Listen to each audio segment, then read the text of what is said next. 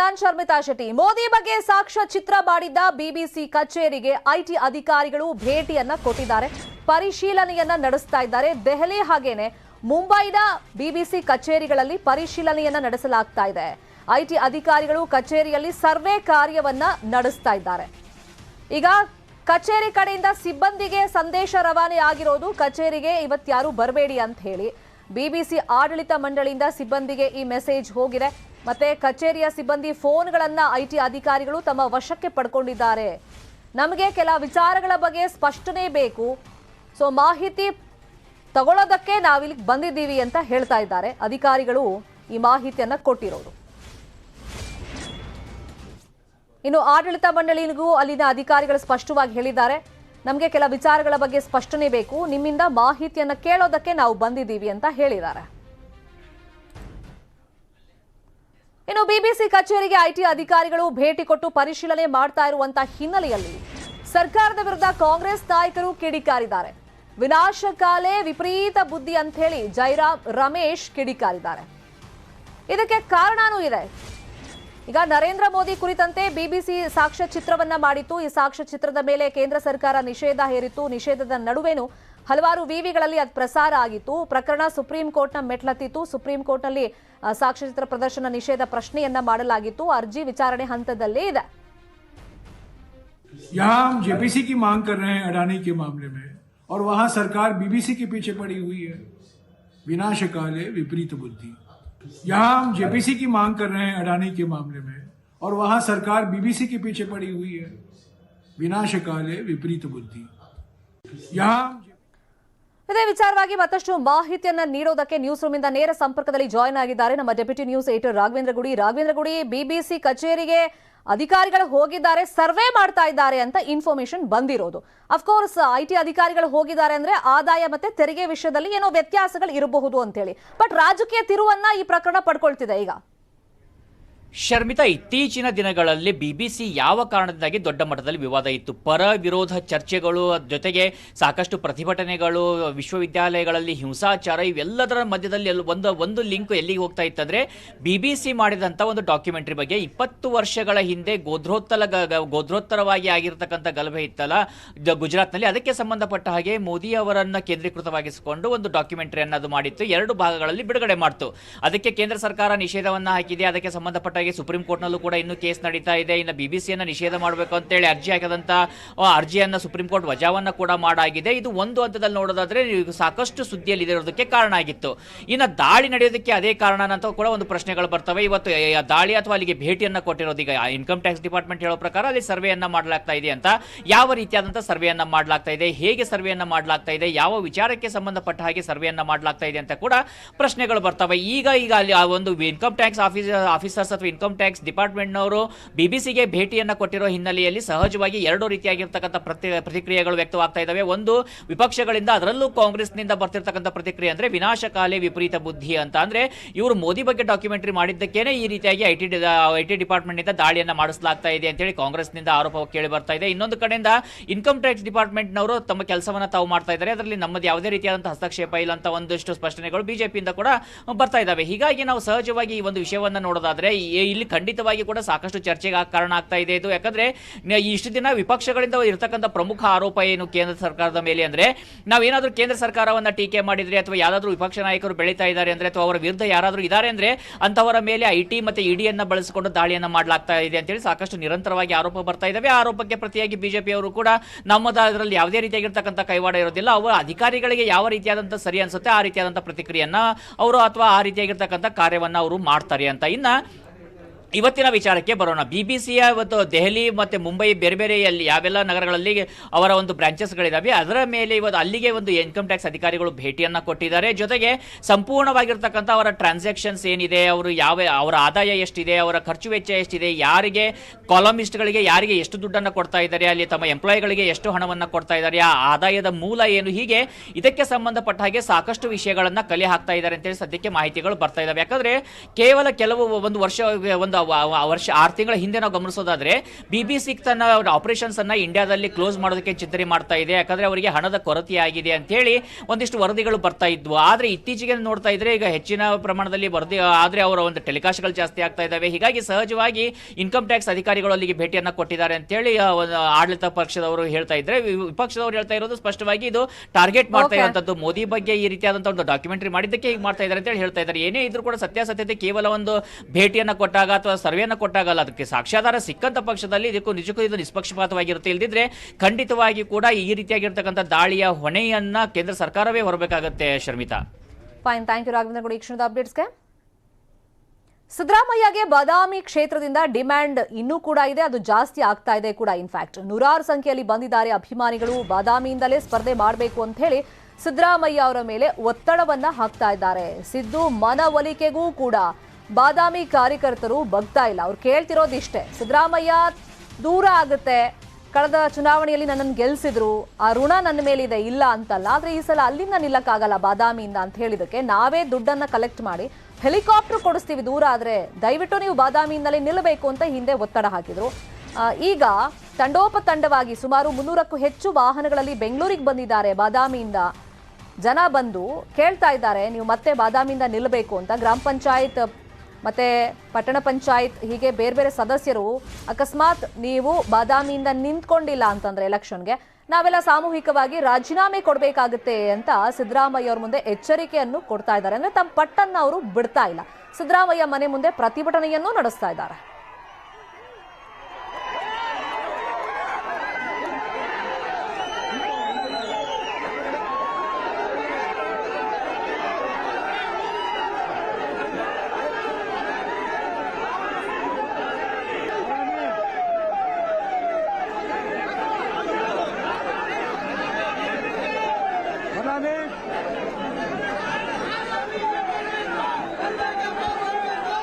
ಇದೇ ವಿಚಾರವಾಗಿ ಮತ್ತಷ್ಟು ಮಾಹಿತಿಯನ್ನು ನೀಡೋದಕ್ಕೆ ನೇರ ಸಂಪರ್ಕದಲ್ಲಿ ಜಾಯ್ನ್ ಆಗಿದ್ದಾರೆ ನಮ್ಮ ರಿಪೋರ್ಟರ್ ಅಭಿಷೇಕ್. ಅಭಿಷೇಕ್, ಬಾದಾಮಿ ದೂರ ಆಗುತ್ತೆ ಅಂತ ಹೇಳಿದ ಮೇಲೆ ಫೈನಲಿ ಕೋಲಾರದಿಂದ ಸ್ಪರ್ಧೆ ಅಂತ ಸಿದ್ದರಾಮಯ್ಯ ಅವರು ಹೇಳಿದ ಮೇಲೂ ಬಾದಾಮಿ ಜನ ಕೇಳೋದಕ್ಕೆ ಅದನ್ನು ಒಪ್ಕೊಳ್ಳೋದಕ್ಕೆ ರೆಡಿ ಇಲ್ಲ.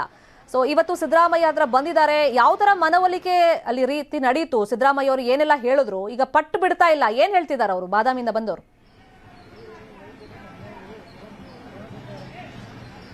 ಖಂಡಿತ ಶರ್ಮಿತಾ, ಏನು ಅಂತ ಅಂದ್ರೆ ಸಿದ್ದರಾಮಯ್ಯ ಅವರಿಗೆ ಒಂದು ಕ್ಷೇತ್ರದ ಕಗ್ಗಂಟು ಜಾಸ್ತಿ ಆಗಿರ್ತಕ್ಕಂಥದ್ದು. ಆರಂಭದಲ್ಲಿ ಚಾಮರಾಜಪೇಟೆದ ಜಮೀರ್ ಅಹಮದ್ ಅವರು ಕರೆ ಕೊಟ್ಟರು. ತದನಂತರ ಏನೋ ಒಂದು ಹರಿಹರ, ಸವದತ್ತಿ, ಹೀಗೆ ರಾಜ್ಯದಲ್ಲಿ 20ಕ್ಕೂ ಹೆಚ್ಚು ಕಡೆ ಸಿದ್ದರಾಮಯ್ಯ ಅವರಿಗೆ ಕ್ಷೇತ್ರಕ್ಕೆ ಆಹ್ವಾನ ಬಂತು. ಆದರೆ ಸಿದ್ದರಾಮಯ್ಯ ಅವರು ಕೊನೆಗೆ ಬಾದಾಮಿ ಕ್ಷೇತ್ರ ನನಗೆ ಓಡಾಡೋದಕ್ಕೆ ದೂರ ಆಗುತ್ತೆ, ಕ್ಷೇತ್ರಕ್ಕೆ ಹೋಗೋದಕ್ಕಾಗಲ್ಲ ಎಂಬ ಒಂದೇ ಒಂದು ಉದ್ದೇಶ, ಒಂದೇ ಒಂದು ಕಾರಣ ನೀಡಿ ಅವರು ಕೋಲಾರ ಕ್ಷೇತ್ರವನ್ನು ಆಯ್ಕೆ ಮಾಡ್ತಾರೆ. ಸಿದ್ದರಾಮಯ್ಯ ಅವರು ಕೋಲಾರ ಕ್ಷೇತ್ರವನ್ನು ಆಯ್ಕೆ ಮಾಡಿ ಅಲ್ಲಿ ಒಂದು ಸಭೆಗಳನ್ನ ಮಾಡೋದಕ್ಕೆ ಪ್ರಾರಂಭವಾಗುತ್ತಿದ್ದ ಬೆನ್ನಲ್ಲೇ ಕೂಡ ಏನೋ ಒಂದು ಬಾದಾಮಿ ಮತಕ್ಷೇತ್ರದಿಂದ ಸುಮಾರು ಇಂದು ಸಾವಿರಾರು ಜನರು ಸಿದ್ದರಾಮಯ್ಯ ನಿವಾಸಕ್ಕೆ ಆಗಮಿಸಿರ್ತಕ್ಕಂಥದ್ದು. ಇದು 4ನೇ ಬಾರಿ ಭೇಟಿ ಮಾಡಿರ್ತಕ್ಕಂಥದ್ದು. ಕಳೆದ 1-2-3ನೇ ಬಾರಿ ಭೇಟಿ ಮಾಡಿದಾಗ ಯಾವುದೇ ಉತ್ತರ ನೀಡಿಲ್ಲ. ಈಗ 4ನೇ ಬಾರಿ ಭೇಟಿ ನೀಡಿರ್ತಕ್ಕಂಥ ಸಿದ್ದರಾಮಯ್ಯ ಅವರನ್ನ ಭೇಟಿ ಮಾಡಿ ಅವರಿಗೆ ಒಂದು ಮನವೊಲಿಕೆ ಮಾಡಿರ್ತಕ್ಕಂಥದ್ದು. ನೀವು ನಮ್ಮ ಕ್ಷೇತ್ರಕ್ಕೆ ಬನ್ನಿ, ನೀವು ₹1 ದುಡ್ಡನ್ನು ಕೂಡ ಖರ್ಚು ಮಾಡಬೇಡಿ, ನಾವು ನಮ್ಮ ಹೊಲ, ಮನೆ, ಜಮೀನು, ಕುರಿ, ಮನೆ ಮಠಗಳನ್ನ ಮಾರಿ ನಾವು ನಿಮ್ಮನ್ನ ಗೆಲ್ಲಿಸ್ತೀವಿ. ನೀವು ನಮ್ಮ ಕ್ಷೇತ್ರಕ್ಕೆ ಬಂದು 3,500 ಕೋಟಿ ಅನುದಾನ ತಂದು ನಮ್ಮ ಕ್ಷೇತ್ರವನ್ನು ಅಭಿವೃದ್ಧಿ ಮಾಡಿದ್ದೀರಾ, ಆದ್ರೆ ನೀವು ಏಕಾಏಕಿ ಈಗ ಕ್ಷೇತ್ರ ಬಿಡೋದು ಸರಿಯಲ್ಲ ಅಂತ ಹೇಳ್ಬಿಟ್ಟು ಒಂದು ಎಚ್ಚರಿಕೆ ಕೂಡ ಕೊಡ್ತಾ ಇರ್ತಕ್ಕಂಥದ್ದು. ನೀವು ಬರ್ದೇ ಇದ್ರೆ ನಾವು ರಾಜೀನಾಮೆ ಕೊಡ್ತೇವೆ ಅಂತ ಎಚ್ಚರಿಕೆ ಕೊಡ್ತಾ ಇರ್ತಕ್ಕಂಥದ್ದು. Sharmita, thank you Abhishek. ನೋಡೋಣ ಏನಾಗುತ್ತೆ ಅಂತ. ಇನ್ನು ಬಾದಾಮಿಯಿಂದ ಬಂದಿರುವಂತಹ ಸಿದ್ದರಾಮಯ್ಯ ಅಭಿಮಾನಿಗಳು ಏನ್ ಹೇಳಿದ್ದಾರೆ ಕೇಳೋಣ. ಸಿದ್ದರಾಮಯ್ಯ ಗೆಲ್ಲಿಸ್ಬೇಕಂತ ಬಂದೀವಿ ನಾವು, ನಮ್ ಕ್ಷೇತ್ರ ತರಬೇಕಂತ ಬಂದೀವಿ ನಾವು. ಅವ್ರು ನಿಂದಿರುದಿಲ್ಲ ಅಂದ್ರೆ ನಾವ್ ಇಲ್ಲೇ ಸುಸೈಡ್ ಮಾಡ್ಕೊಂಡು ಸಾಯಕ್ಕೂ ರೆಡಿ ಇದೀವಿ. ಒಳ್ಳೇದ್ ನಮ್ಮ ಸಾಹೇಬ್ರು ಬಿಟ್ರೆ ಯಾರು ಬರೋಂಗಿಲ್ಲ. ನಾವು ಸಾಹೇಬ್ರು ನಮ್ಮ ಬಾದಾಮಿ ಕ್ಷೇತ್ರಕ್ಕೆ ನಿಂದಿರ್ಲಿಲ್ಲ ಅಂದ್ರ ನಾವು ಗ್ರಾಮ ಪಂಚಾಯತಿಗೆ ರಾಜೀನಾಮೆ ಕೊಡ್ತೀವಿ. ಒಳ್ಳೆ ಕೆಲಸ ಮಾಡ್ಯಾರ, ಅಭಿವೃದ್ಧಿ ಮಾಡ್ಯಾರ. ನಾನು ಇಂತ ಬಡ ಕುಟುಂಬದಲ್ಲಿ ಬಂದ್ರು ಕೂಡ ನಾನು ಹೊಲ ಮಾರಿ ಅವ್ರಿಗೆ ನಾನು ಆರಿಸ್ತರ್ತೀವಿ ನಾವು ರೊಕ್ಕ ಕೊಟ್ಟ. ಎಲ್ಲಾ ಮತಕ್ಷೇತ್ರದೊಳಗು MLA ಆಗೋರು ಮತದಾರ ಮಣಿ ಬರ್ತಾರ. MLA ಆಗೋರು ಮಣಿಗೆ ಮತದಾರ ಬಂದಿವಿ. ಈ ಕೂಗ ಅವ್ರು ಸಿದ್ದರಾಮಯ್ಯ ಸಾಹೇಬ್ರಿಗೆ ಕೇಳ್ಬೇಕು ನಾವು. ನೀವು ಬಾದಾಮಿಗೆ ಬರ್ಲಿರ ಅಂದ್ರೆ ನಾವು ಆತ್ಮಹತ್ಯೆ ಮಾಡ್ಕೊಂಡು ಇಲ್ಲೇ ಸತ್ತು ಹೋಗ್ತೇವೆ. ನಾವು ಮುದುಕರು ತದಕರು ₹500 ಪಗಾರ ಇದ್ದದ್ದು ₹1,200 ಪಗಾರ ಮಾಡ್ರಿ. ನೀವು ಬಡ ಬಗ್ಗರಿಗೆ ಆಧಾರ ಆಗಿರಿ. ನಾನು ನೀವು ತಾಯಿ ಸರಿ, ನಾವ್ ಇಲ್ಲೇ ಸತ್ತು ಹೋಗ್ತೇವಿ. ಏನು ನಾವು ಇಲ್ಲೇ ಇರ್ತೇವೆ, ಎಲ್ಲಿ ನೀವು ಬರ್ದೇನ ವಚನ ಕೊಡೋ ಮಠ ನಾವು ಇಲ್ಲೇ ಇರ್ತೇವ್ರಿ. ಅವರಿಗೆ ನೀವು ಖಂಡಿತವಾಗಿ ಬಾದಾಮಿ ಕ್ಷೇತ್ರದಿಂದ ನಿಲ್ಬೇಕು, ನೀವು ಗೆಲ್ತೀರಿ ಅಂತಕ್ಕಂಥ ಮಾತನ್ನು ನಾನು ಇಡೀ ಕ್ಷೇತ್ರ ಜನರ ಪರವಾಗಿ ಹೇಳಿಕ್ಕೆ ಇಚ್ಛೆ ಪಡ್ತೀನಿ. ದೂರದಿಂದ ಯಾರು ಕೂಡ ಸ್ವಯಂ ಪ್ರೇರಿತ ಬಸ್ ಚಾರ್ಜ್, ಸ್ವಯಂ ಪ್ರೇರಿತ ಬುತ್ತಿ ಕಟ್ಕೊಂಡ ನಿಮ್ಮ ಅಭಿಮಾನಿಗಳಾಗಿ ಬಂದಿದ್ದಾರೆ. ನೀವು ಬರೀ ನಾಮಿನೇಷನ್ ಮಾಡಿ ಹೋಗ್ರಿ, ನಿಮ್ಮನ್ನು ಗೆಲ್ಲಿಸ್ತಕ್ಕಂಥ ಕರ್ತವ್ಯ ಬಾದಾಮಿ ಕ್ಷೇತ್ರ ಜನರದ್ದು ಅಂತ ಹೇಳಿ ನಾವು ಕರ್ನಾಟಕದಲ್ಲಿ ನಾವು ಈ ಬಾರಿ ಗೆದ್ದೇ ಗೆಲ್ತೀವಿ ಅಂತ ಕೇಂದ್ರ ಗೃಹ ಸಚಿವ ಅಮಿತ್ ಶಾ ವಿಶ್ವಾಸವನ್ನ ವ್ಯಕ್ತಪಡಿಸಿದ್ದಾರೆ. ವಿಶೇಷ ಸಂದರ್ಶನದಲ್ಲಿ ಮಾತನಾಡಿರೋ ಅವರು ಮಂಡ್ಯ ಭಾಗ ಸೇರಿ ಉತ್ತರ ಕರ್ನಾಟಕದಲ್ಲಿ ಪಕ್ಷ ಮತ್ತಷ್ಟು ಸ್ಟ್ರಾಂಗ್ ಆಗಿದೆ, ಜೆಡಿಎಸ್ ಕುಟುಂಬ ರಾಜಕಾರಣವನ್ನ ತಿರಸ್ಕರಿಸಿದೆ ಅಂತ ಹೇಳಿದ್ರು. ಅಲ್ಲದೆ ಪಿಎಫ್ಐ ಬ್ಯಾನ್ ಕುರಿತಂತೆಯೂ ಸಮರ್ಥನೆಯನ್ನ ಮಾಡಿಕೊಂಡ್ರು. कर्नाटक के अंदर पूर्ण बहुमत की भारतीय जनता पार्टी की सरकार बनने जा रही है। मैं कर्नाटक 4 बार गया हूं विगत 2 महीने, 5 बार गया हूं विगत 2 महीनों में। मैं आपको बताता हूं, मैंने जनता की पल्स देखी है, नरेंद्र मोदी जी की लोकप्रियता देखी है। वहां पर बहुत बड़ा मैंडेट भारतीय जनता पार्टी को मिलने जा रहा है। सेकंड जनरेशन, थर्ड जनरेशन में जो काम करते हैं ऐसे लोग मेरी पार्टी में भी है जी। मगर मेरी पार्टी में ऐसा नहीं है कि पार्टी का अध्यक्ष उसके बाद उसी के परिवार का व्यक्ति अध्यक्ष बनेगा या तो पूरा का पूरा परिवार एमपी या एमएलए बन जाएगा। ये किस प्रकार की कंपैरिजन है? पूरी डेमोक्रेटिक सिस्टम को आपने समाप्त कर दिया है।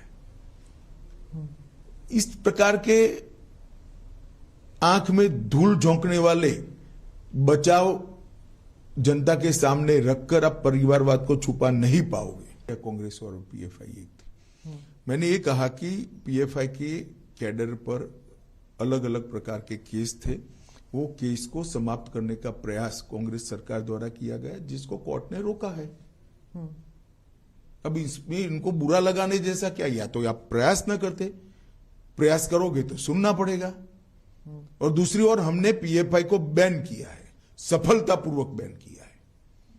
और मैं मानता हूं कि पीएफआई इस देश में धर्मांधता और कट्टरता बढ़ाने वाला ऑर्गेनाइजेशन था। टेररिज्म का एक प्रकार से रॉ मटेरियल तैयार करने का वो लोग प्रयास कर रहे थे। कई ऐसे डॉक्यूमेंट मिले हैं जो बताते हैं कि इनकी गतिविधियां देश की एकता और अखंडता के लिए अच्छी नहीं थी।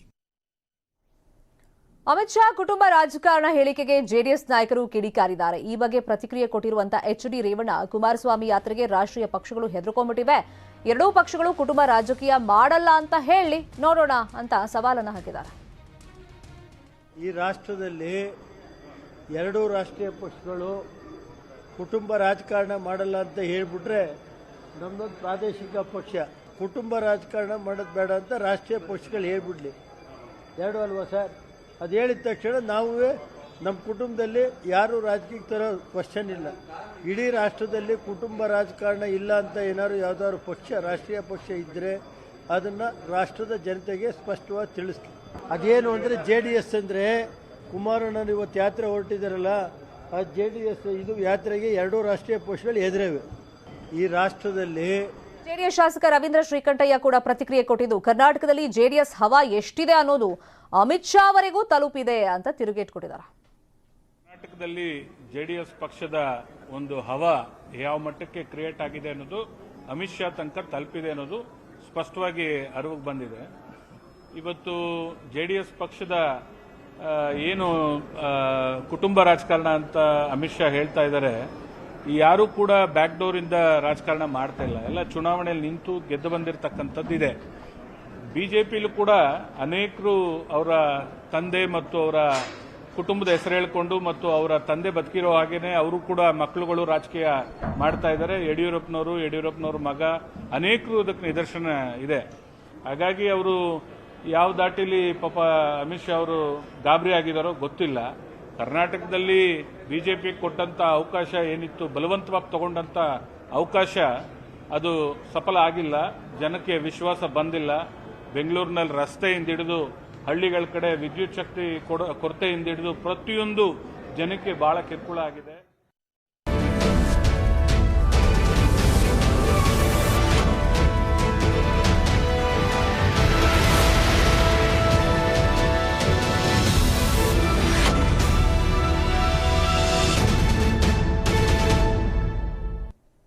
ಎಲೆಕ್ಷನ್ ಅನೌನ್ಸ್ಗೆ ಇನ್ನೇನು ದಿನಗಣನೆ ಅಷ್ಟೇ ಬಾಕಿ ಉಳಿದಿರೋದು. ಪ್ರಜಾತಂತ್ರದ ಈ ಹಬ್ಬವನ್ನ ಆಚರಿಸೋಕೆ ನಿಮ್ಮ ನ್ಯೂಸ್ 18ನ ವಿಶೇಷ ವಾಹನ ಚುನಾವಣಾ ಚಕ್ರ ನಿಮ್ಮೂರಿಗೆ ಬರ್ತಾ ಇದೆ. ಈ ಚುನಾವಣಾ ಚಕ್ರವನ್ನೇರಿ ಮೈಕ್ ಹಿಡಿದು ನೀವು ಮಾತನಾಡಬಹುದು.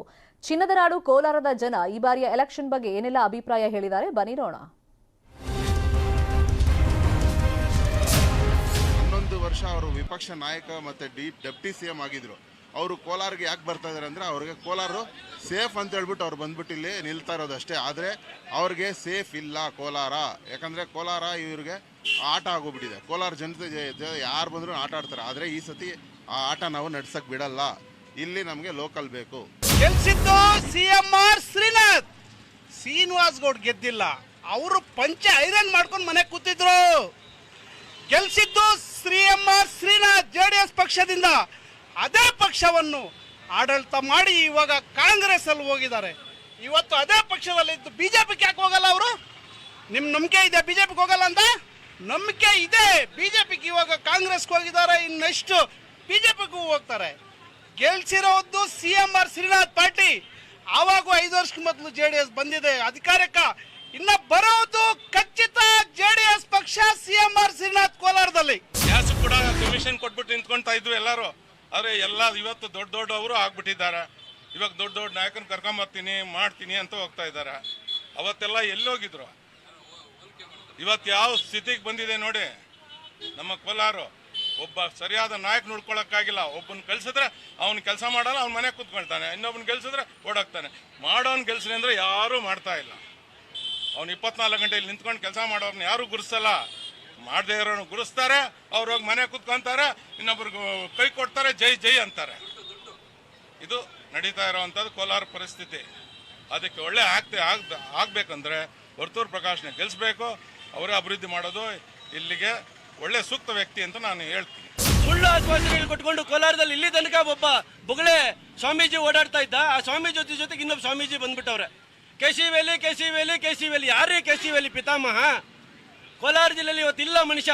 ಜನರ ಮಧ್ಯೆ ಇಲ್ಲದೇ ಇದ್ರು ಇವತ್ತು ಜನರ ಮನಸ್ಸಲ್ಲಿರ್ತಕ್ಕಂಥ ಮನುಷ್ಯನ ಕಾರ್ಯರೂಪಕ್ಕೆ ತಂದಂತ DK ರವಿ ಅವರ ಆದರ್ಶ, ಆಸೆ, ಕನಸೋದು. ಆ ಕನಸಿನ ಕೂಸೆ KC ವ್ಯಾಲಿ. ಇದು ಯಾರು ಅರ್ಥ ಮಾಡ್ಕೊಂತ ಇಲ್ಲ. ಯಾವನೋ ಒಬ್ಬನ ಹೆಸರು ಹೇಳ್ಕೊಂಡು ಈ ಪುಡಂಗಿ ಪುಂಗಿಗಳು ಹೇಳ್ಕೊಂಡು ಓಡುವಂತ ರೀತಿಯಲ್ಲಿ ಕೋಲಾರನ ಹಾಳು ಮಾಡುವಂತ ರೀತಿಯಲ್ಲಿ, ಕೋಲಾರ ಜಿಲ್ಲೆಯ ಹೆಸರನ್ನ ಹಾಳು ಮಾಡುವಂತ ರೀತಿಯಲ್ಲಿ ಹೇಳಿಕೆಗಳು ಕೊಡ್ತಾ ಇರ್ತಕ್ಕಂಥದ್ದನ್ನ ನಾವು ಬಹಳ ಖಂಡಿಸ್ತೀವಿ. ಈಗ ನಮ್ಮ ಬೆಂಬಲ ಏನು ಇತ್ತು? ಕೋಲಾರದಲ್ಲಿ ಒಂದೇ ಉದಾಹರಣೆ ತಗೊಳ್ಳೋದು, ಇಡೀ ರಾಜ್ಯದ ವಿಚಾರ ಮಾತಾಡಬೇಕಾಗ್ತದೆ. ಜನ ಇವತ್ತು ಲೋಕಲ್ ಅಲ್ಲಿ ಇರ್ತಕ್ಕಂಥ ಒಬ್ಬ ವ್ಯಕ್ತಿಯನ್ನು ಗೆಲ್ಲಿಸ್ಕೊಂಡ್ರೆ ನಾವು ಅವನು ಹೆಂಗೆ ಜುಟ್ಟಿಡಿದು ಕೇಳಬಹುದು. ಹಾಗೆ ಲೋಕಲ್ ಪಕ್ಷಗಳನ್ನ ನಾವು ಪ್ರಾದೇಶಿಕ ಪಕ್ಷಗಳನ್ನ ಗೆಲ್ಲಿಸ್ಕೊಂಡಿದ್ದಾದ್ರೆ ಹತ್ತಿರದಲ್ಲಿ ಇದ್ದಾರೆ ನಾವು ಜುಟ್ಟಿಡಿದು ಕೇಳುವಂತ ಹಕ್ಕು ನಮಗೆ ಅಧಿಕಾರಕ್ಕೆ ಇರುತ್ತೆ, ಧೈರ್ಯ ಇರುತ್ತೆ, ಹತ್ರ ಸಿಗ್ತಾರೆ. ಇಡೀ ಈ ನಮ್ಮ ಜನಾಂಗದಲ್ಲಿ ರೈತರಿಗೆ ದೊಡ್ಡ ಮಟ್ಟದಲ್ಲಿ ವ್ಯವಸಾಯ ಮಾಡಂತ ಕಲಿಸಿಕೊಟ್ಟಂತವ್ರು ಶ್ರೀನಾಥಣ್ಣವ್ರ. ಇಡೀ ರಾಜ್ಯದಲ್ಲಿ ಎಲ್ಲ ಭಾಗದಲ್ಲಿ ಹೋಗಿ ವ್ಯವಸಾಯ ಮಾಡಲಿಕ್ಕೆ ತೋರಿಸ್ಕೊಂಡಂಥವ್ರು. ಇವತ್ತು ನಾವು ಕೂಡ ಹೇಳಬೇಕಂದ್ರೆ ನಾವು ಚಿಕ್ಕದಾಗಿ ರೈತರ ಕೆಲಸ ಮಾಡ್ತಾ ಇದ್ರಿ. ಇವತ್ತು 50 ಎಕರೆ ವ್ಯವಸಾಯ ಮಾಡೋಂಥ ಮಟ್ಟಕ್ಕೆ ಹೋಗಿದ್ದೀವಿ ಅಂದ್ರೆ ನಾವು ಅವ್ರದ್ದೇ ಮೋಟಿವೇಶನ್ ತಗೊಂಡು ಇವತ್ತು ವ್ಯವಸಾಯ ಮಾಡ್ತಾ ಇದ್ದೀವಿ.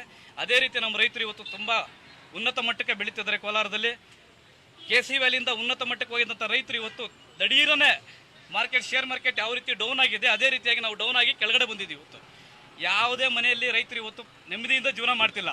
ದಯವಿಟ್ಟು ಇದರಿಗೆ ಒಂದು ಪರಿಹಾರ ಕೊಡಿ. ಯಾವುದೇ ರಾಜಕಾರಣ ಆಗಿರಲಿ, ಯಾವುದೇ ಒತ್ತಡ ಆಗಿರಲಿ, JDS ಆಗಿರಲಿ, BJP ಆಗಿರಲಿ, ಕಾಂಗ್ರೆಸ್ ಆಗಿರಲಿ. ಇನ್ನು ನ್ಯೂಸ್ 18ನ ಚುನಾವಣಾ ಚಕ್ರ ಇವತ್ತು ಕೋಲಾರ ಜಿಲ್ಲೆಯ ಮಾಲೂರು ಹಾಗೆಯೇ ಶ್ರೀನಿವಾಸಪುರ ತಾಲೂಕಿನಲ್ಲಿ ಸಂಚಾರ ಮಾಡ್ತಾ ಇದೆ. ಬೆಳಗ್ಗೆ ಮಾಲೂರಲ್ಲಾಯಿತು. ಇನ್ನು ಮಧ್ಯಾಹ್ನದ ನಂತರ ಶ್ರೀನಿವಾಸಪುರದಲ್ಲಿ ಚುನಾವಣಾ ಚಕ್ರ ಸಂಚಾರವನ್ನ ಮಾಡಲಿದ್ದು ಸಾರ್ವಜನಿಕರು ಬಂದು ನಿಮ್ಮ ಅಭಿಪ್ರಾಯವನ್ನ ಹಂಚಿಕೊಳ್ಬಹುದು. ಬನ್ನಿ, ಮಿಸ್ ಮಾಡದೆ ಚುನಾವಣಾ ಚಕ್ರ ಏರಿ ಮೈಕ್ ಹಿಡಿದು ನೀವು ಮಾತಾಡಬಹುದು. ಇನ್ನು ಮುಂದಿನ ಸುದ್ದಿ ಬೇಜವಾಬ್ದಾರಿ BBMPಯದ್ದು.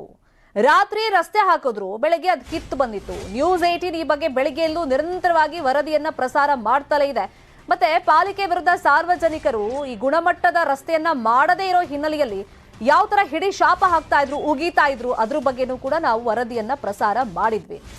ಈ ವರದಿ ಪ್ರಸಾರ ಆದ ಬೆನ್ನಲ್ಲೇ BBMP ಅಲರ್ಟ್ ಆಗಿದೆ. ಕಿತ್ತು ಬಂದಿದ್ದ ರಸ್ತೆಗೆ ಮತ್ತೆ ಡಾಂಬಾರನ್ನ ಪಾಲಿಕೆಯವರು ಹಾಕ್ತಾ ಇದ್ದಾರೆ. ಅಂದ್ರೆ ಎರಡೆರಡು ಕೆಲಸ. ಫಸ್ಟಿಗೆ ಇವರು ಗುಣಮಟ್ಟದ ಕೆಲಸವನ್ನ ಮಾಡಿದ್ದಿದ್ರೆ ಈ ತರ ಆಗ್ತಿರ್ಲಿಲ್ಲ. ದುಡ್ಡು ಪೋಲು ನೋಡಿ, ಅದ್ಯಾರ ದುಡ್ಡು? ನಮ್ದೇ ದುಡ್ಡು. ಅಗ್ರಹಾರ ದಾಸರಹಳ್ಳಿಯ ಮುಖ್ಯ ರಸ್ತೆಯ ಸ್ಥಿತಿ ಇದು. ನಿನ್ನೆ ಡಾಂಬರ್ ಹಾಕಿದ್ರು ರಾತ್ರಿ, ಬೆಳಗ್ಗೆ ನೋಡಿದ್ರೆ ಅದು ಕಿತ್ತು ಬರ್ತಾ ಇತ್ತು. ಈ ಬಗ್ಗೆ ಬೆಳಗ್ಗೆಯಿಂದಲೂ ವಿಸ್ತೃತ ವರದಿ ಪ್ರಸಾರವನ್ನ ನ್ಯೂಸ್ 18 ಮಾಡಿತ್ತು. ಈಗ ಮತ್ತೆ ಡಾಂಬರ್ ಅನ್ನ ಪಾಲಿಕೆ ಅಧಿಕಾರಿಗಳು ಹಾಕ್ತಾ ಇದ್ದಾರೆ.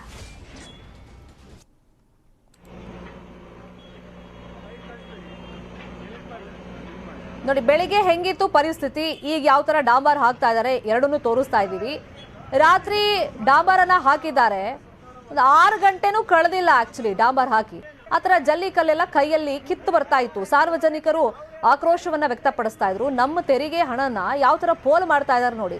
ಯಾರು ಎಷ್ಟು ಜೇಬಿಗೆ ಇಳಿಸ್ಕೊಳ್ತಾ ಇದಾರೋ ಗೊತ್ತಿಲ್ಲ ಕಮಿಷನ್, ಆದ್ರೆ ನಮಗೆ ಮಾತ್ರ ಗುಣಮಟ್ಟದ ಒಂದು ರೋಡ್ ಅನ್ನ ಕಲ್ಪಿಸ್ಕೊಟ್ಟಿಲ್ಲ ಅಂತ ಹೇಳಿ ಈ ಬಗ್ಗೆ ನ್ಯೂಸ್ 18 ವರದಿ ಪ್ರಸಾರ ಆಗ್ತಾ ಇದ್ದಂತೆ ಪಾಲಿಕೆ ಅಧಿಕಾರಿಗಳು ಮತ್ತೆ ಡಾಂಬರ್ ಅನ್ನ ಹಾಕಿದ್ದಾರೆ. ಅಲ್ಲಿನ ಗ್ರೌಂಡ್ ರಿಪೋರ್ಟ್ ಅನ್ನ ಕೊಟ್ಟಿದ್ದಾರೆ ನಮ್ಮ ಪ್ರತಿನಿಧಿ ರಂಜನ್. ನೋಡೋಣ. ಪಾಲಿಕೆ ಮಾಡುವಂತ ರಸ್ತೆಗಳಲ್ಲಿ ಕಳಪೆತನ ಎದ್ದು ಕಾಣಿಸುತ್ತೆ. ಅಂತದ್ರಲ್ಲಿ ಇವತ್ತು ಒಂದು ಪಾಲಿಕೆ ರಸ್ತೆಯನ್ನ ಮಾಡಿದೆ. ಆ ಒಂದು ರಸ್ತೆಯಲ್ಲಿ ಕಳಪೆತನ ಎದ್ದು ಕಾಣಿಸಿತ್ತು. ಯಾವ ತರ ಅಂತ ಹೇಳಿದ್ರೆ, ನಿನ್ನೆ ರಾತ್ರಿ ಪಾಲಿಕೆ ರಸ್ತೆಯನ್ನ ಹಾಕುತ್ತೆ, ಇವತ್ತು ಬೆಳಗ್ಗೆ ಆಗೋಷ್ಟರಲ್ಲಿ ರಸ್ತೆಯಲ್ಲಿರುವಂತ ಡಾಂಬರ್ ಕಿತ್ತು ಬರುತ್ತೆ. ಸೊ ಈಗ ಅದೇ ಸ್ಪಾಟ್ ಅಲ್ಲಿ ಇದೀನಿ. ಈಗ ಪಾಲಿಕೆ ಏನ್ ಮಾಡಿದೆ, ನಾವು ನ್ಯೂಸ್ 18 ಅವರು ವಿಸ್ತೃತವಾಗಿ ವರದಿಯನ್ನ ಪ್ರಸಾರ ಮಾಡಿದ್ವಿ. ವರದಿ ಪ್ರಸಾರದ ಬಳಿಕ ಪಾಲಿಕೆ ಯಾವ ತರ ಆಕ್ಷನ್ ತಗೊಂಡಿದೆ ಬನ್ನಿ ತೋರಿಸ್ತಾ ಹೋಗ್ತೀನಿ. ದೃಶ್ಯದಲ್ಲಿ ನೋಡ್ತಿರ್ಬಹುದು, ಇವತ್ತು ಬೆಳಗ್ಗೆ 10 ಗಂಟೆಗೆ ಸುಮಾರು ನ್ಯೂಸ್ 18 ಈ ಒಂದು ರಸ್ತೆ ಬಗ್ಗೆ ವಿಸ್ತೃತವಾಗಿ ವರದಿ ಪ್ರಸಾರ ಮಾಡಿತ್ತು. ವರದಿ ಪ್ರಸಾರ ಆದ ಬಳಿಕ ಈಗ ಪಾಲಿಕೆಯ ಸಿಬ್ಬಂದಿಗಳು ಹಾಗೂ JCB ಇಂದ ಈ ಒಂದು ರಸ್ತೆಯ ಮೇಲೆ ಹರಡಿರುವಂತಹ ಡಾಂಬರ್ ಅನ್ನ ಜಲ್ಲಿಯನ್ನ ತೆರವುಗೊಳಿಸೋ ಪ್ರಕ್ರಿಯೆಯಲ್ಲಿ ಮುಂದಾಗಿರುವಂತದ್ದು. ಈ ಒಂದು ಜಲ್ಲಿಗಳನ್ನು ತೆಗೆದ ನಂತರ ಮತ್ತೆ ರಸ್ತೆಗೆ ಹೊಸದಾಗಿ ಡಾಂಬರೀಕರಣ ಮಾಡ್ತಾರೆ. ಈಗಾಗಲೇ ಏನು ಇವತ್ತು ಬೆಳಗ್ಗೆ 10 ಗಂಟೆಗೆ ನ್ಯೂಸ್ 18 ಇದ್ರ ಬಗ್ಗೆ ವಿಸ್ತೃತವಾಗಿ ವರದಿ ಪ್ರಸಾರ ಮಾಡಿತ್ತು. ಈ ಒಂದು ವರದಿಗೆ BBMPಯ ಚೀಫ್ ಇಂಜಿನಿಯರ್ ಪ್ರಹ್ಲಾದ್ ಅವರು ಕೂಡ ಕರೆ ಮಾಡಿ ಈ ಒಂದು ಘಟನೆ ಬಗ್ಗೆ ವಿವರವನ್ನು ಕೇಳಿರುವಂತದ್ದು. ವಿವರ ಕೇಳಿದ ಬಳಿಕ ಈಗ ಕಾಮಗಾರಿ ಆರಂಭವಾಗಿರುವಂತದ್ದು. ಈಗಾಗಲೇ ಪಾಲಿಕೆ ಮಾಡಿರುವಂತಹ ಕಳಪೆ ಕಾಮಗಾರಿಗೆ ಸ್ಥಳೀಯ ವ್ಯಾಪಾರಸ್ಥರಿರ್ಬೋದು, ವಾಹನ ಸವಾರರು ಆಕ್ರೋಶವನ್ನು ವ್ಯಕ್ತಪಡಿಸಿದ್ರು. ಏನಿದು ರಸ್ತೆ ನೋಡ್ತಿರ್ಬೋದು ವಿಷಯದಲ್ಲಿ, ಏನಿದು ರಸ್ತೆ, ಯಾವ ತರ ಸಿಚುವೇಶನ್ ಇದೆ ಈ ಒಂದು ರಸ್ತೆದು ಅಂತೇಳಿ ವಾಹನ ಸವಾರರು ಹೋಗುವಂತ ಸಂದರ್ಭದಲ್ಲಿ ಪಾಲಿಕೆಯನ್ನ ಬೈಕೊಳ್ತಾ ಹೋಗ್ತಿದ್ರು. ಸದ್ಯಕ್ಕೆ ಈಗ ಪಾಲಿಕೆ ಸಿಬ್ಬಂದಿಗಳು ಕಾಮಗಾರಿಯನ್ನ ಮಾಡ್ತಿದ್ದಾರೆ. ರಸ್ತೆಯಲ್ಲಿ ಬಿದ್ದಿದಂತಹ ಜಲ್ಲಿಗಳನ್ನ ತೆರವುಗೊಳಿಸುವಂತ ಪ್ರಯತ್ನ ಮಾಡ್ತಾರೆ. ಮತ್ತೆ ಈ ಒಂದು ರಸ್ತೆಯಲ್ಲಿ ಸಂಪೂರ್ಣವಾಗಿ ಅರ್ಧ ಕಿಲೋಮೀಟರ್ ವರೆಗೂ ಇದೇ ರೀತಿಯಾದಂತಹ ಸ್ಥಿತಿ ಇರೋದ್ರಿಂದಾಗಿ ಮೋದಿ ಬರುವಂತಹ ಸಂದರ್ಭದಲ್ಲಿ ಪಾಲಿಕೆ ತರಾತುರಿಯಲ್ಲಿ ರಸ್ತೆಯನ್ನ ಹಾಕಿತ್ತು. ಆ ಒಂದು ಸಂದರ್ಭದಲ್ಲಿ ಕೂಡ ಗುಂಡಿ ಬಿದ್ದಿತ್ತು. ಆ ಒಂದು ವಿಷಯ ದೇಶದೆಲ್ಲೆಡೆ ಪ್ರಸ್ತಾಪವಾಗಿತ್ತು. ಇದೀಗ ಚುನಾವಣೆ ಹತ್ರ ಬರ್ತಿದ್ದಂಗೆ ಮತದಾರರನ್ನ ಅಂದ್ರೆ ಗೋವಿಂದರಾಜನಗರ ವಿಧಾನಸಭಾ ಕ್ಷೇತ್ರದ ಮತದಾರರನ್ನ ಸೆಳೆಯೋಕೆ ಸಚಿವರು, ಟಿಕೆಟ್ ಆಕಾಂಕ್ಷಿಗಳು ಜೊತೆಗೆ ಪಾಲಿಕೆ ಕೂಡ ಕಸರತ್ತನ್ನ ಮಾಡ್ತಿರುವಂತದ್ದು. ತರಾತುರಿಯಲ್ಲಿ ಮಾಡಿದ ಕೆಲಸ ಎಷ್ಟರ ಮಟ್ಟಿಗೆ ಗುಣಮಟ್ಟದ್ದು ಅನ್ನುವುದು ಸದ್ಯದ ಪ್ರಶ್ನೆ ಆಗಿರುತ್ತೆ. ಸದ್ಯಕ್ಕೆ ನ್ಯೂಸ್ 18 ವರದಿ ಬಳಿಕ ಈಗಾಗಲೇ ಎಚ್ಚೆತ್ತು ಪಾಲಿಕೆ ಕಾಮಗಾರಿಯನ್ನು ಶುರು ಮಾಡಿದೆ. ಮುಂದೆ ಏನಾಗುತ್ತೆ ಅದ್ರ ಬಗ್ಗೆ ನಾನು ನಿಮ್ಗೆ ಅಪ್ಡೇಟ್ ಕೊಡ್ತಾ ಹೋಗ್ತೀನಿ. ಕ್ಯಾಮರಾ ಪರ್ಸನ್ ವೆಂಕಟ್ ಜೊತೆ ರಂಜನ್ ಶ್ರೀಲಾಲ್, ನ್ಯೂಸ್ 18 ಬೆಂಗಳೂರು. ಶಂಕಿತ ಉಗ್ರ ಆರಿಫ್ಗೆ ಅಲ್-ಖೈದಾ ಟಾಸ್ಕ್. ಅಖ್ತರ್ಗೂ ಆರಿಫ್ಗೂ ಇದ್ದ ನಂಟೇನು? ಬೆಂಗಳೂರು ಟು ಅಫ್ಘಾನ್ ಲಿಂಕ್, ಇದು ಶಂಕಿತನ ಸೀಕ್ರೆಟ್ ಸ್ಟೋರಿ.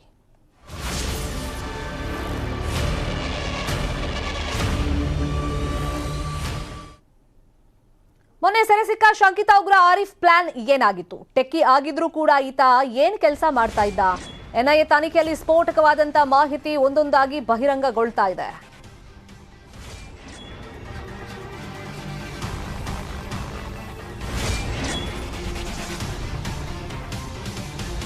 ಆರಿಫ್ಗೆ ವಿದೇಶಿ ಹ್ಯಾಂಡಲರ್ಸ್ ನೀಡಿದ್ರಂತೆ ಟಾಸ್ಕ್. ದೇಶದಲ್ಲಿ ಸ್ಫೋಟ ನಡೆಸುವಂತ ಟಾಸ್ಕ್ ಅನ್ನ ನೀಡಲಾಗಿತ್ತಂತೆ.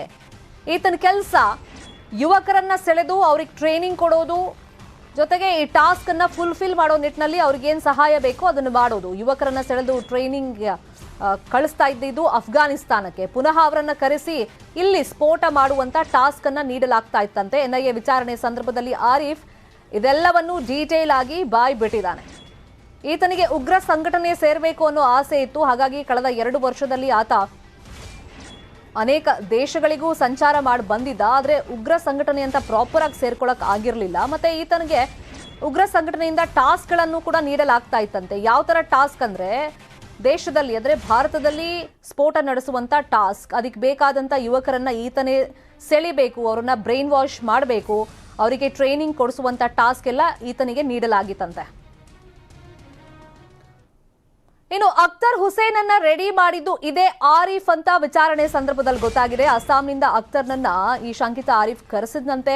ಅಖ್ತರ್ಗೆ ಹಣಕಾಸಿನ ನೆರವು ಕೂಡ ನೀಡ್ತಾ ಇದ್ದಂತೆ ಈ ಆರಿಫ್.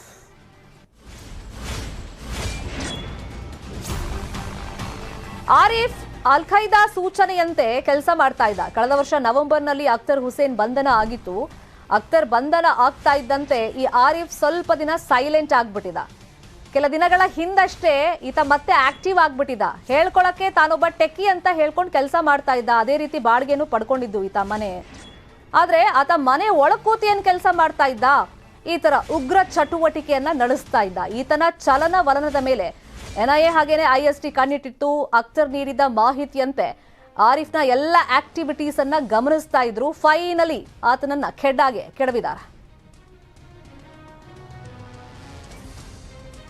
ಇದೇ ವಿಚಾರವಾಗಿ ಮತ್ತಷ್ಟು ಮಾಹಿತಿಯನ್ನು ನೀಡೋದಕ್ಕೆ ನೇರ ಸಂಪರ್ಕದಲ್ಲಿ ಜಾಯಿನ್ ಆಗಿದ್ದಾರೆ ನಮ್ಮ ರಿಪೋರ್ಟರ್ ಮಂಜುನಾಥ್, ಈಗ ಈತನ ಆಕ್ಟಿವಿಟೀಸ್ ಬಗ್ಗೆ NIA ಅಧಿಕಾರಿಗಳು ಮೊದಲೇ ಕಣ್ಣಿಟ್ಟಿದ್ರು.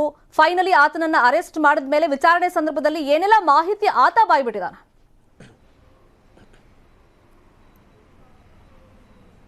ಎಸ್, ಖಂಡಿತವಾಗ್ಲೂ ಶರ್ಮಿತಾ, ಕೆಲ ದಿನಗಳ ಹಿಂದೆ ಅಷ್ಟೇ ತಣಿಸಂದ್ರದಲ್ಲಿ ಮೊಹಮ್ಮದ್ ಆರಿಫ್ ಎಂಬುವಂತ ಒಂದು ಶಂಕಿತ ಉಗ್ರನನ್ನ NIA ಮತ್ತು ISD ಅಧಿಕಾರಿಗಳು ಜಂಟಿಯಾಗಿ ಹಿಡ್ಕೊಳ್ತಾರೆ. ಜೊತೆಗೆ NIA ಅಧಿಕಾರಿಗಳು ಕಳೆದ 3 ದಿನಗಳಿಂದಲೂ ಕೂಡ ಅಷ್ಟೇ ಆತನನ್ನ ಎನ್ಕ್ವೈರಿಯನ್ನ ಮಾಡ್ತಿದ್ದಾರೆ. ಎನ್ಕ್ವೈರಿಯ ಸಂದರ್ಭದಲ್ಲಿ ಹಲವು ಸ್ಫೋಟಕ ವಿಚಾರಗಳು ಕೂಡ ಈಗಾಗಲೇ ಹೊರಗಡೆ ಬರ್ತಿದೆ. ಅದರಲ್ಲಿ ಪ್ರಮುಖವಾದಂತಹ ವಿಚಾರ ಏನು ಅಂತಂದ್ರೆ, ಈತನಿಗೆ ಹ್ಯಾಂಡ್ಲರ್ಸ್ ಒಂದು ಟಾಸ್ಕ್ ಅನ್ನ ಕೊಟ್ಟಿರ್ತಾರೆ. ಆ ಒಂದು ಟಾಸ್ಕ್ ಯಾವ ರೀತಿಯಾಗಿತ್ತು ಅಂತಂದ್ರೆ, ಭಯೋತ್ಪಾದಕ ಕೃತ್ಯದಲ್ಲಿ ಭಾಗವಹಿಸುವಂತಹ ಒಂದಷ್ಟು ಜನ ಯುವ ಪೀಳಿಗೆಯನ್ನ ಸೆಳೆಯುವಂತಹ ಒಂದು ಕೆಲಸವನ್ನ ಈತ ಮಾಡಬೇಕಾಗಿತ್ತು. ಅದೇ ಈತನಿಗಿದ್ದಂತ ಮೇನ್ ಟಾಸ್ಕು. ಜೊತೆಗೆ ಪ್ರಮುಖವಾಗಿ ಈ ಒಂದು ಯುವಕರನ್ನ ಸೆಳೆಯೋದು ಅಷ್ಟೇ ಅಲ್ಲದೆ ಆ ಒಂದು ಯುವಕರನ್ನ ಆಫ್ಘಾನಿಸ್ತಾನ್ಗೆ ಕಳಿಸಿ ಅಲ್ಲಿನ ತಾಲಿಬಾನ್ಗಳ ಜೊತೆ ಒಂದು ಟ್ರೈನಿಂಗ್ ಅನ್ನ ಕೊಡಿಸುವಂತಹದ್ದು ಕೂಡ ಅಷ್ಟೇ ಎಲ್ಲಾ ಒಂದು ವ್ಯವಹಾರವನ್ನು ಕೂಡ ಈತ ನೋಡ್ಕೊಳ್ತಿದ್ದ. ಜೊತೆಗೆ ಯುವಕರನ್ನ ತಾಲಿಬಾನ್ಗೆ ಕಳಿಸಿ ಅಲ್ಲಿ ಟ್ರೈನಿಂಗ್ ಆದಂತಹ ಬಳಿಕ ಅವರನ್ನ ಮತ್ತೆ ವಾಪಸ್ ಭಾರತಕ್ಕೆ ಕರೆಸ್ಕೊಂಡು ಇಲ್ಲಿ ಒಂದಷ್ಟು ಸ್ಫೋಟಗಳನ್ನ ಮಾಡುವಂತಹ ಒಂದು ಪ್ಲಾನಿಂಗ್ ಕೂಡ ಅಷ್ಟೇ ಇವ್ರದ್ದಾಗಿತ್ತು. ಅದರಂತೆ ಹ್ಯಾಂಡ್ಲರ್ಸ್ ಹೇಳಿದಂತೆ ಈತವನ್ನು ಕೂಡ ಕೆಲಸ ಮಾಡ್ತಿದ್ದ. ಜೊತೆಗೆ CCB ಪೊಲೀಸರು ಕೂಡ 2022ರಲ್ಲಿ ಒಂದು ರೈಡ್ ಅನ್ನ ಮಾಡ್ತಾರೆ. ತಿಲಕ್ ನಗರ ಠಾಣಾ ವ್ಯಾಪ್ತಿಯಲ್ಲಿ ಅಖ್ತರ್ ಹುಸೇನ್ ಎಂಬಾತನನ್ನು ಕೂಡ ಅಷ್ಟೇ ಅರೆಸ್ಟ್ ಮಾಡ್ತಾರೆ. ಅರೆಸ್ಟ್ ಮಾಡಿದಂತಹ ಬಳಿಕ CCB ಪೊಲೀಸರು ಒಂದು ಪ್ರಕರಣವನ್ನು NIAಗೆ ವರ್ಗಾವಣೆ ಮಾಡ್ತಾರೆ. NIA ಅಧಿಕಾರಿಗಳು ಕೂಡ ಅಷ್ಟೇ ಅಖ್ತರ್ ಹುಸೇನ್ ಅನ್ನ ಇನ್ವೆಸ್ಟಿಗೇಷನ್ ಮಾಡಿದಂತ ಟೈಮ್ನಲ್ಲಿ ಅಸ್ಸಾಂನಿಂದ ಆತನನ್ನ ಕರೆಸಿದ್ರಿಂದ ಹಿಡಿದು ಆತನಿಗೆ ಹಣಕಾಸಿನ ವ್ಯವಹಾರದ ಜೊತೆಗೆ ಮತ್ತು ಹಣಕಾಸು ಏನೆಲ್ಲ ಅವಶ್ಯಕತೆ ಇತ್ತು ಎಲ್ಲವನ್ನೂ ಕೂಡ ಇದೇ ಒಂದು ಮೊಹಮ್ಮದ್ ಆರಿಫ್ ಕೊಡ್ತಿದ್ದ ಅನ್ನುವಂಥದ್ದನ್ನು ಕೂಡ ಅಷ್ಟೇ ಆತ ಅವತ್ತು ಬಾಯ್ ಬಿಟ್ಟಿದ್ದ. ಆದ್ರೆ ಈತನ ಮೇಲೆ ಒಂದು ನಿಗಾವನ್ನ ಇಟ್ಟಿದ್ರೆ, ಯಾಕಂದ್ರೆ ಈತ ಯಾರ್ಯಾರನ್ನೆಲ್ಲಾನು ಕೂಡ ಅಷ್ಟೇ ಆತನ ಕಡೆ ಸೆಳ್ಕೊಂತಾನೆ, ಯಾರ್ಯಾರನ್ನ ಇಲ್ಲಿಂದ ಬೇರೆ ಬೇರೆ ಕಡೆಗೆ ಕಳಿಸ್ಕೊಡ್ತಾನೆ. ಅದರಲ್ಲೂ ಕೂಡ ಆಫ್ಘಾನಿಗೆ ಕಳಿಸಿ ತಾಲಿಬಾನ್ಗಳ ಜೊತೆ ಟ್ರೈನಿಂಗ್ ಕೊಡಿಸೋದಕ್ಕೆ ಯಾರನ್ನೆಲ್ಲ ಸೆಳಿತಿದೆ ಅಂತ ಸಾಕಷ್ಟು ಮಾಹಿತಿನ ಕಲೆ ಆಗ್ಬೇಕಾಯ್ತು. ಆ ಒಂದು ಕಾರಣಕ್ಕೋಸ್ಕರ ಅಬ್ಸರ್ವ್ ಮಾಡ್ತಾ ಇದ್ರು. ಆದ್ರೆ ಯಾವಾಗ ಈತ ಭಾರತವನ್ನ ಬಿಟ್ಟು ಹೋಗೋಕೆ ರೆಡಿ ಆಗ್ತಾನೋ ಆ ಒಂದು ಸಂದರ್ಭದಲ್ಲಿ NIA ಅಧಿಕಾರಿಗಾಗಲೇ ಆತನನ್ನ ದಾಳಿ ಮಾಡಿ ಅರೆಸ್ಟ್ ಕೂಡ ಮಾಡಿರುವಂತದ್ದು. ಸದ್ಯಕ್ಕೆ ಬೆಂಗಳೂರಿನಲ್ಲಿ ಸೇರಿದಂತೆ ಬೇರೆ ಬೇರೆ ರಾಜ್ಯಗಳಲ್ಲಿರುವಂತಹ ಒಂದಷ್ಟು ಜನರನ್ನ ಸೆಳೆಯುವಂತ ನಿಟ್ಟಿನಲ್ಲಿ ಅವರಿಗೆ ಹಣಕಾಸಿನ ನೆರವಿನಿಂದ ಹಿಡಿದು ಪ್ರತಿಯೊಂದನ್ನು ಕೂಡ ಈತನೇ ನೋಡ್ಕೊಳ್ತಿದ್ದ ಅನ್ನುವಂತ ಒಂದು ಭಯಾನಕವಾದಂತಹ ವಿಚಾರ ಕೂಡ ಅಷ್ಟೇ NIA ಅಧಿಕಾರಿಗಳ ಇನ್ವೆಸ್ಟಿಗೇಷನ್ ಅಲ್ಲಿ ಬಯಲಾಗಿರುವಂತದ್ದು. Sharmita, thank you Manjunath. ಈ ಕ್ಷಣದ ಅಪ್ಡೇಟ್ಸ್ಗೆ ಬೆಂಗಳೂರಿನ ಏರೋ ಶೋನಲ್ಲಿ ಲೋಹದ ಹಕ್ಕಿಗಳ ಜೊತೆಗೆ ರಕ್ಷಣಾ ಇಲಾಖೆಗೆ ಸೇರಿದ ವಿವಿಧ ಸಾಧನಗಳನ್ನು ಪ್ರದರ್ಶನಕ್ಕೆ ಇಡಲಾಗಿದೆ. ಭಾರತೀಯ ಸೈನಿಕರಿಗಾಗಿ ವಿಶೇಷವಾಗಿ ಫ್ಲೈಜೆಟ್ ಸೂಟ್ ನಿರ್ಮಿಸಲಾಗಿದೆ. ಈ ಸೂಟ್ ಅನ್ನು ಹೆಲಿಕಾಪ್ಟರ್ ಬದಲಿಗೆ ಚಿಕ್ಕ ಚಿಕ್ಕ ಪ್ರದೇಶಗಳಲ್ಲಿ ಒಬ್ಬರೇ ಸೈನಿಕ ಹಾರಿ ಹೋಗೋದಕ್ಕೆ ಈ ಸೂಟ್ ಬಳಸಬಹುದು. ಈ ಸೂಟ್ 40 kg ತೂಕ ಹೊಂದಿದ್ದು 10 ಕಿಲೋಮೀಟರ್ ವರೆಗೂ ಹಾರಾಟ ನಡೆಸುವಂತ ಸಾಮರ್ಥ್ಯ ಹೊಂದಿದೆ. ಇನ್ನು ಈ ಫ್ಲೈಜೆಟ್ ಸೂಟ್ನ ವಿಶೇಷತೆ ಏನು ಅಂತ ಹೇಳಿ ನಮ್ಮ ರಿಪೋರ್ಟರ್ ಶರಣು ಹಂಪಿ ಎಕ್ಸ್ಪ್ಲೈನ್ ಮಾಡಿದ್ದಾರೆ, ನೋಡೋಣ. ತುರ್ತು ಸಂದರ್ಭದಲ್ಲಿ ನಿಜವಾಗ್ಲೂ ಕೂಡ ರೆಸ್ಕ್ಯೂ ಆಗುವಂತ ಸಂದರ್ಭದಲ್ಲಿ ಪ್ರತಿ ಸಂದರ್ಭದಲ್ಲೂ ಕೂಡ ಹೆಲಿಕಾಪ್ಟರ್ ನ ಬಳಕೆ ಮಾಡೋಕ್ಕಾಗೋದಿಲ್ಲ. ಅಂತ ಸಂದರ್ಭದಲ್ಲಿ ಬಳಕೆ ಮಾಡಲಿಕ್ಕೆ ವಿಶೇಷವಾದಂತ ಜೆಟ್ ಸೂಟ್ ಅನ್ನ ತಯಾರು ಮಾಡಿದರೆ. ಈಗಾಗಲೇ ಇಂಡಿಯನ್ ಆರ್ಮಿಗೂ ಕೂಡ ಪ್ರಪೋಸಲ್ ಅನ್ನು ಕೂಡ ಕೊಟ್ಟಿದ್ದಾರೆ. ಏರ್ ಶೋದ ಅದರಲ್ಲೂ ಕೂಡ ಬೆಂಗಳೂರಲ್ಲಿ ನಡೀತಿರುವಂತಹ ಏರ್ ಶೋದಲ್ಲಿ ಇದು ಬಹಳ ಅತ್ಯಾಕರ್ಷಕವಾಗಿ ಕಾಣ್ತಾ ಇದೆ. ಈ ಪ್ರಪೋಸಲ್ 40 ರಿಂದ 50 kg ತೂಕ ಇರುತ್ತೆ. ಒಬ್ಬ ಮನುಷ್ಯ ನಿಮಗೆ 60 ರಿಂದ 70 kg ಇದ್ರೂ ಕೂಡ ಈಸಿಯಾಗಿ ಫ್ಲೈ ಮಾಡಬಹುದು. 1 ಕಿಲೋಮೀಟರ್ ವರೆಗೂ ಅಪ್ ಟು 1 ಕಿಲೋಮೀಟರ್ ವರೆಗೂ ಹೈಟ್ ಅಲ್ಲಿ ಫ್ಲೈ ಮಾಡಬಹುದು. ಸರ್, ಇದರ ಸ್ಪೆಷಾಲಿಟಿ ಏನ್ ಸರ್? ಏನು ಹೇಗೆ ವರ್ಕ್ ಆಗುತ್ತೆ? ಇದು ಟೆಸ್ಟ್ ಪ್ರೊಡ್ಯೂಸ್ ಮಾಡುತ್ತೆ, ಜನರೇಟ್ ಮಾಡುತ್ತೆ. ಅಂಡ್ 4 ಟರ್ಬೋಜೆಟ್ ಎಂಜಿನ್ಸ್ ಕೈಯಲ್ಲಿದೆ. ಇದನ್ನ gauntlets. So this is the gauntlet and these are the turbojet engines. 30 litre diesel tank ಇದೆ. ಅಂಡ್ ಸೇಫ್ಟಿಗೆ, ಪೈಲಟ್ ಸೇಫ್ಟಿಗೆ we have given utmost importance. ಅದ್ರ ಮೇಲೆ ತುಂಬಾ ಎಂಫಸಿಸ್ ಮಾಡಲಾಗಿದೆ. All the flight parameters, fuel ಎಷ್ಟಿದೆ, ಸ್ಪೀಡ್ ಎಷ್ಟು ಹೋಗ್ತಾ ಇದೀವಿ, ಆಲ್ಟಿಟ್ಯೂಡ್ ಎಷ್ಟಿದೆ. Pilot is completely protected. ತುಂಬಾ ಚಿಕ್ಕ ಚಿಕ್ಕ ಏರಿಯಾಗಳಿರ್ತದೆ, ಗಲ್ಲಿರುತ್ತೆ, ಅಲ್ಲೆಲ್ಲ ಹೆಲಿಕಾಪ್ಟರ್ ಹೋಗಕ್ ಆಗೋದಿಲ್ಲ. ಸೊ ಅಂತಲ್ಲಿ ಆಪರೇಟ್ ಮಾಡಬಹುದು, ಆಪರೇಷನ್ ಮಾಡಬಹುದು, ಡೆಫಿನೆಟ್ಲಿ ಮಾಡಬಹುದು. ಎಲ್ಲಿ ಬೇಕಾದ್ರೂ ಟೇಕ್ ಆಫ್ ಮಾಡಬಹುದು. ಫ್ಲೈ ಅನ್ನ ವೇರ್ ಮಾಡಿಕೊಂಡು ಈಸಿಯಾಗಿ ಹೋಗಿ ಅಲ್ಲಿ ರೆಸ್ಕ್ಯೂ ಮಾಡುವಂತ ಕೆಲಸನೂ ಕೂಡ ಮಾಡಬಹುದು. ಇದು ಇಂಡಿಯನ್ ಆರ್ಮಿಗೆ ಹೋಗಿರುವಂತಹ ಪ್ರಪೋಸಲ್. ಬೆಂಗಳೂರಿಂದ ಕ್ಯಾಮರಾ ಪರ್ಸನ್ ಶಿವಪ್ಪ ಜೊತೆ ಶರಣು ಹಂಪಿ, ನ್ಯೂಸ್ 18.